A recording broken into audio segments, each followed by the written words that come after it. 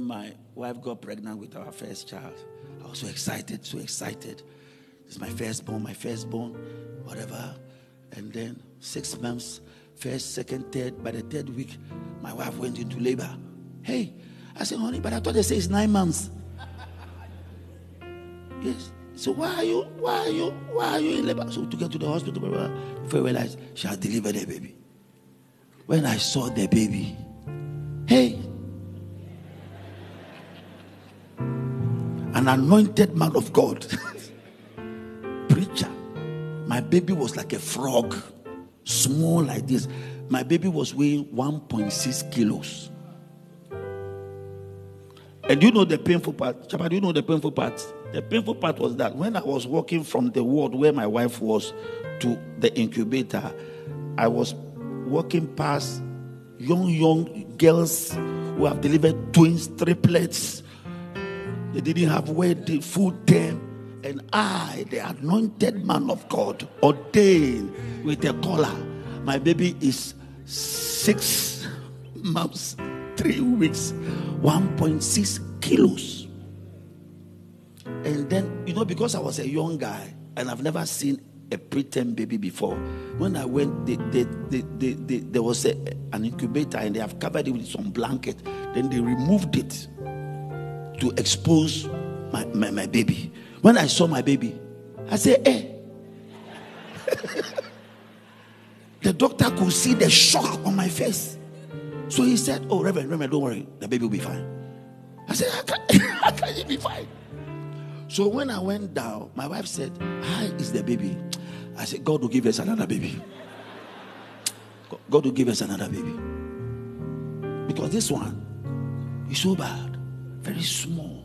When I went home, my mother said, so how is she? I said, she's fine. How is the baby? I said, Ma, my wife has delivered something. It's not a baby. Like an animal. Yeah. Have you seen a 6-month-old baby? It's like an animal. Very small, very tiny, with tubes. I said, oh no, this one cannot be my baby. I'm a prayerful man of God. Anointed, ordained, with clerical. I had a wedding. I did knocking, engagement, and wedding. So I was supposed to have a full-term baby. And that is what God gave me. A tiny 1.6. Children are born 3.5 kilos, 4 kilos, and mine is 1.6. My mother, oh, I love my mother. She did her best. After 4 months, the baby was in the incubator for 3 months or so. Then we brought the baby out, everything. And then the baby became well. Oh, everything was normal and everything. And then a year later or 2 years later, my wife got pregnant again. I was excited, very happy. My second born. Okwawa, 6 months, 3 weeks. Again. I said, honey, what's wrong with your womb? What's wrong with your womb? Affliction shall not come to us a second time, but it came to us a second time. And this time it was 1.4 kilos smaller, tiny. I was very depressed. I was very grieved. I was very sorrowful. And this one, he stayed in the incubator for like 4 months. Came out. It took my son 3 years to walk. It took him 10 years to read. He was always last at the class. Anytime he's in school, his thumb is in his mouth. I want my mommy. So I will call my wife from the bank. Honey, come. The boy is crying.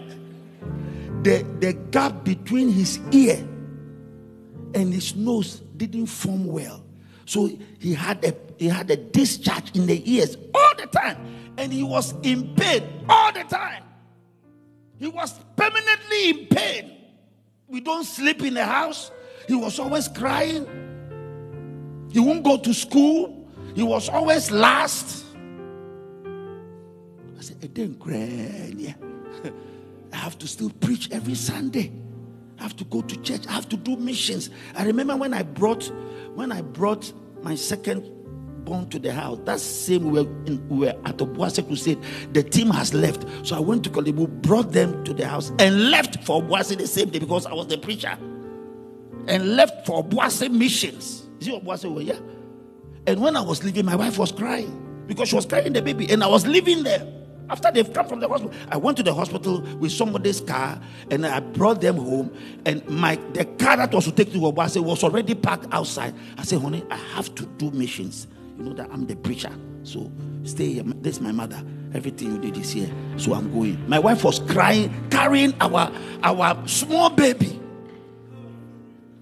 suffering. And I went to enjoy because that time Stanley was the missions director. He has already gone ahead and come and said, am I coming? Because I'm the one preaching the night. We drove all the way to Obuasi. When I got to Obuasi, I went to my retreat. I was the evangelist. I was on the platform preaching. When I had brought my preterm, my small baby back to the house. It was nowhere. And healing the sick, casting out devils, and prophesying to people.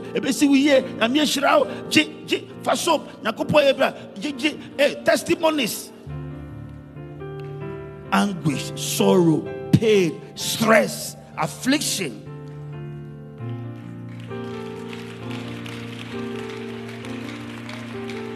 It's all part of the calling.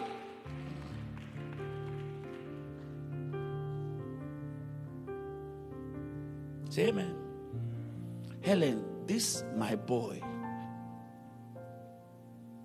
was the last in his class.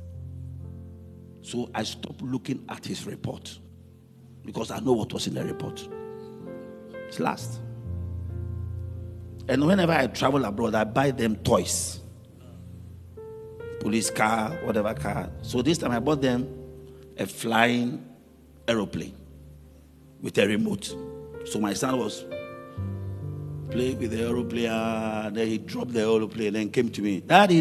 I said, yeah, I want to be a pilot. I said, really? Go and play with the toy like that. You are far away from being a pilot. Piloting, they want people like this.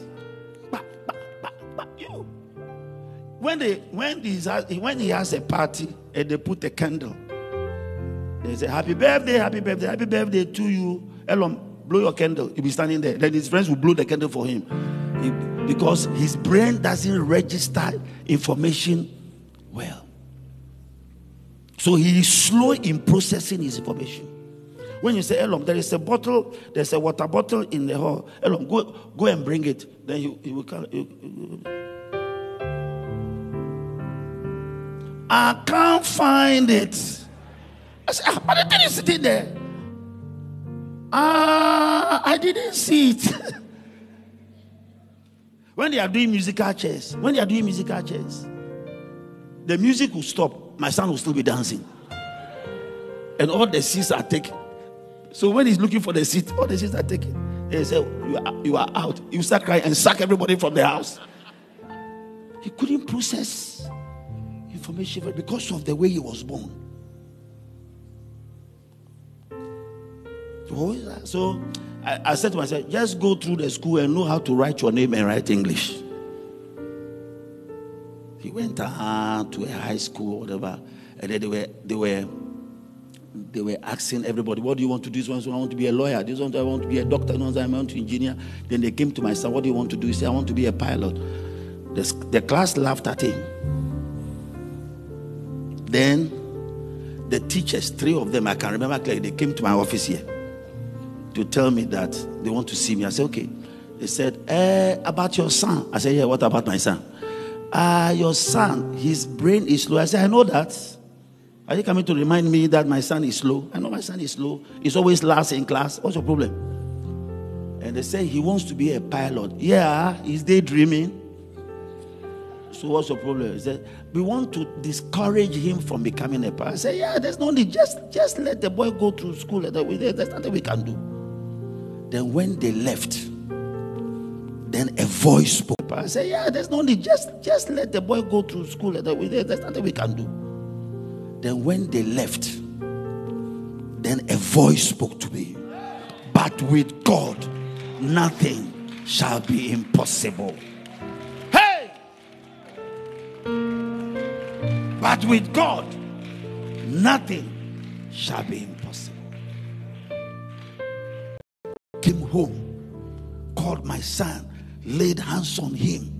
But with God, nothing shall be impossible. But with God, nothing shall be. I say, Elo, you shall become a pilot. I started laying hands on him. I've lost the number of times I've laid hands on my son. Then his grades started changing. His brain started working. He started whatever. He applied for a piloting school in Dubai. He passed the exams. They sent him there for interview. They asked him 350 questions about himself. He scored 90%. They took him in the piloting school. He came back. When they stayed there, there were 182 students.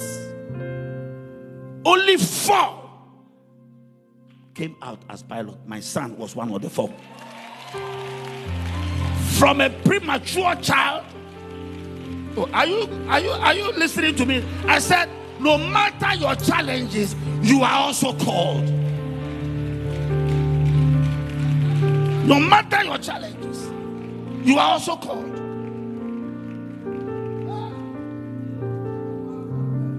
This my son went to the UK, finished, went to the US. This coming month, September, October, he is now will be qualified as a commercial pilot. From zero, from the bottom. Not even knowing how to blow a candle. You know, one day he was talking. I said, oh, this your friend. I don't see him around again. So daddy is too slow. I said, you are calling somebody too slow?